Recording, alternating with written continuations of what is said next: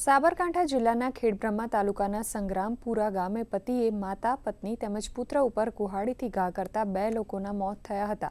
આ અંગે ખેડબ્રહ્મા ડીવાયએસપી કુલદીપ નાઈએ જણાવ્યું હતું કે આ ઘટનામાં આરોપી શ્રવણ ગમારનું પણ મોત થયું છે। આરોપીએ પત્ની પર ચારિત્ર્યની શંકા રાખીને ઘાતકી હુમલો કર્યો હતો। જોકે માતા, પુત્ર તેમજ પત્ની ઉપર ઘાતકી હુમલો કર્યા બાદ તેને પસ્તાવો થતા જાતે જ પોતાના પર કુહાડીના ઘા કર્યા હતા। હાલમાં તેની પત્ની સારવાર હેઠળ છે। પોલીસે આ ઘટનામાં 2 વ્યક્તિની અટકાયત કરીને વધુ તપાસ હાથ ધરી છે।